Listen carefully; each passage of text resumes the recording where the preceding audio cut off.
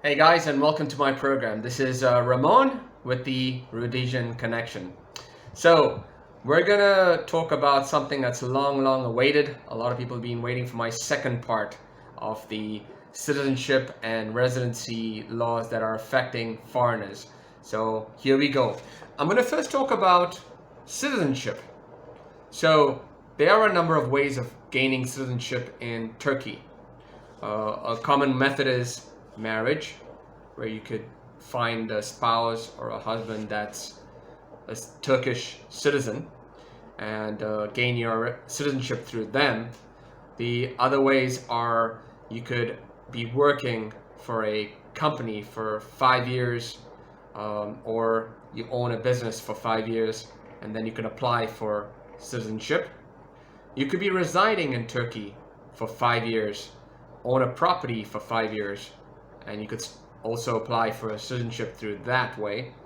And of course, there's a lot of people who want to purchase property, which is a much faster way. And the new rules have changed now, starting from a week ago, which is June 13th of 2022. The new amount you have to spend in order to apply for that program is $400,000 USD. So it's no more 250,000 guys, it's 400,000 USD to apply for that citizenship program through property investment.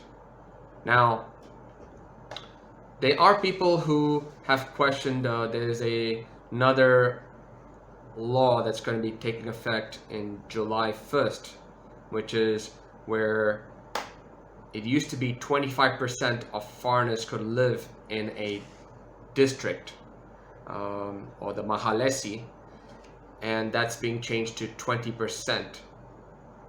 So in this case, if there is any area that's close to foreigners, you could still get your residency through that way if you invest $400,000 or more. So those 25% or the 20% that's going to be kicking in starting in July 1st won't affect you if you're an investor that's going to be putting about $400,000 or more into one of those Mahalesis that's close to most foreigners, but it's only going to be through that investment program. Now let's talk about something that's very common in questions that I've been receiving over the last couple of months, and that is, how much money do you really need to live comfortably in Turkey? So I could talk in lira, but I think since we're foreigners, I'll rather talk in dollars. So we're talking about US dollars. All right, so I'll just give you a little bit of a overview of me per se. Why did I choose to come to Turkey? What is the main reason behind it? And that is obviously my expenses monthly. In the United States, where I come from, I'm from Florida, I have been spending between $4,000 to $5,000 a month, my monthly expenses. And that's going to include from my car, the gas, we're talking about my daily expenses like grocery shopping and daily, my bills, whether it's charging for credit cards to whatever shopping I have to do, plus my utilities and rent and all this other stuff like that. So approximately it comes to about, just say $4,500 a month. Now that's been getting very expensive for me, and when you kick in also the health insurance costs in the United States, prescriptions, etc., it becomes a nightmare. So for people who are retired, people who are on a fixed income, it makes life very difficult. So places like Turkey, which I have chosen, become much more favorable because we can spend far less and live still comfortably. So my personal opinion is, if you are not a party goer, like you like to drink every other day or every weekend you spend a lot of money on booze or just partying, you would have to obviously increase the number I'm going to tell you. But ideally, if you own a property, which will cut back your rental expense, then 1,000 to 1,500 would be a suitable number to live very, very comfortably. Food is very, very cheap over here. You don't have to go to a bar or some other place to drink. You could just go to a store and pick up a nice bottle of wine, a local wine, and spend about $5, maybe less, depending on which one you pick up. And a lot of wines in Turkey are very, very comparable to a lot of those brand ones that we get from other countries. So same thing with beer. You don't have to go with the German or the American brands. Go with the local Turkish brand, like Efe, just to name one. And those are much, much less expensive. So if you just count your groceries and your electric and water and all these basic utilities, your cell phone bill is minimal in Turkey. I was paying about $100 a month for my cell phone. Now I brought it down to about $5 a month in Turkey. So you can just imagine how much of a difference it makes living here. Even my internet, for example. Internet in Turkey, you can get it for about maximum $10 a month. Probably less, depending on your speed and which company you choose. In the States, it can be anywhere from $75 to $200 a month. So you can see a lot of different things that would bring your expenses to a bare minimum. Now, of course, I don't own here. I rent. So with my rental expense, I'm still paying. I have a 3+1, which is 3 bedrooms with a 1 living room. And in Antalya, I am paying about $450 when I started, and today with the exchange rate is about a little over $400 a month. But I find that still a little bit steep because I have since visited Mersin, and I will be moving to Mersin because my monthly rental is going to be even lower. It'll be between $200 to $250 a month. So I'll be saving about $200 plus a month, which I can use for my grocery shopping or some other expense.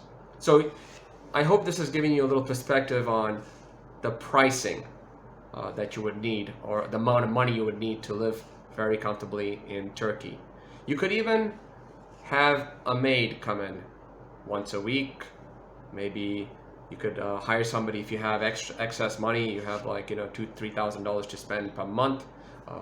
Generously for yourself. You could have someone to live in with you, and that would bring you about anywhere from maybe $300 to $400 a month. You pay them, and they would do all the needs that you need. Like for example, they'll cook for you, clean, take care of your house. You'll be living a life that you could only dream of in many countries outside of the United States and some of these other European countries.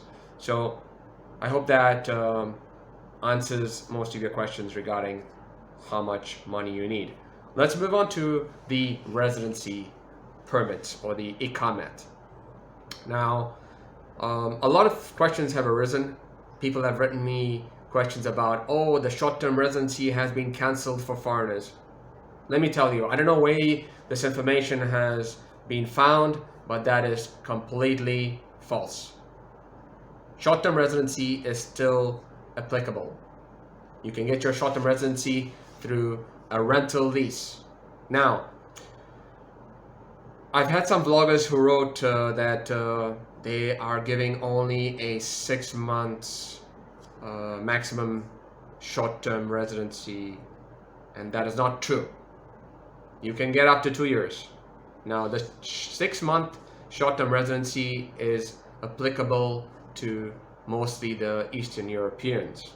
There's a lot of people coming in from the war in Ukraine, from Russia, Ukraine, Moldova, Belarus, all these other places. And so the Turkish government has put together some sort of a program to assist those people who are scared for their lives. And so they are getting the 6 months program for the residence card. which they can renew as long as the war continues.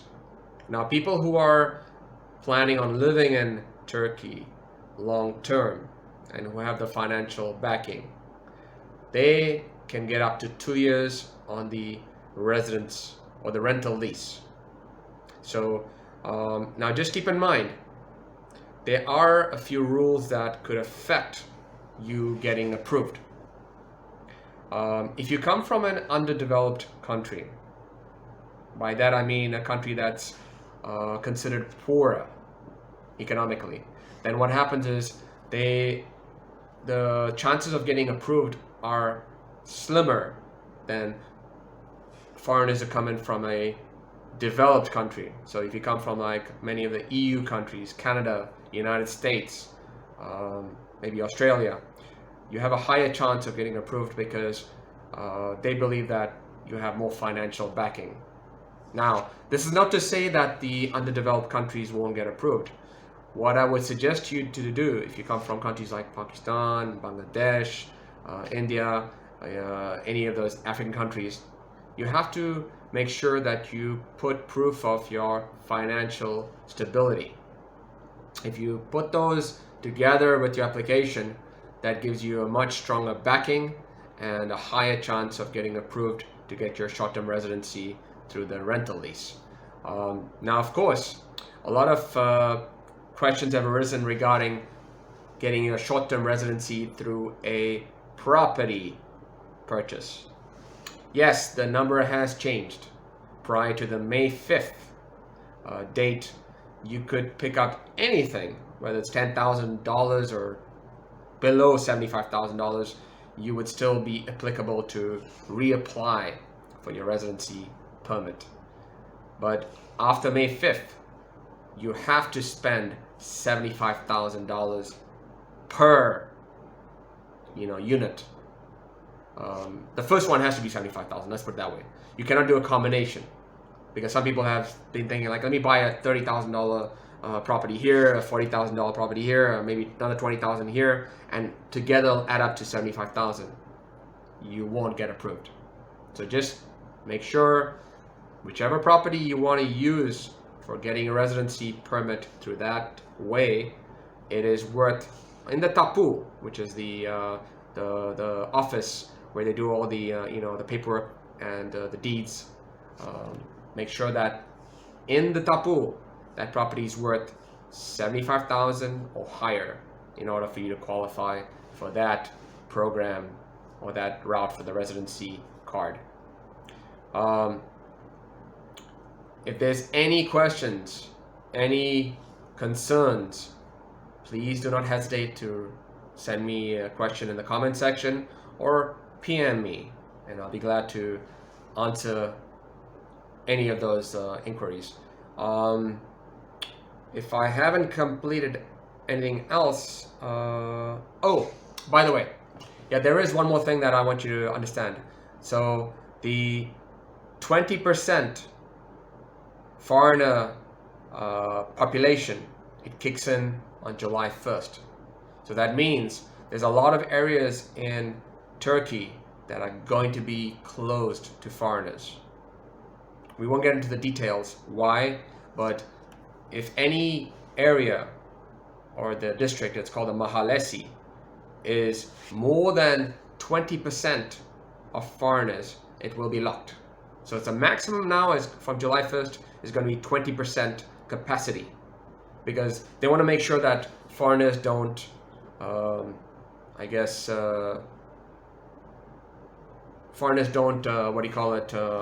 outweigh the locals. So make sure, whenever you apply for residency, the short-term residency in any area, make sure whoever's helping you, or if you're doing it on your own, research the area to make sure it's not on the list where it's being closed to foreigners. Otherwise, you will get that, you'll spend a lot of money and waste it because you'll get denied. Start looking for neighborhoods that have maybe 10 to 15% of foreigners and apply in those areas, because your chances of getting approved are going to be significantly higher. So I hope this has been very, very helpful to everyone. I do have a Instagram, Facebook, and Twitter page, so you guys can look me up on Rhodesian Connection. And I look forward to sharing any more further information as it comes my way. Like I said, my channel is a free, open channel, and nothing, hidden over here. I try to give you the hard facts. Until the next time, guys, this is Ramon with the Rhodesian Connection. Cheers.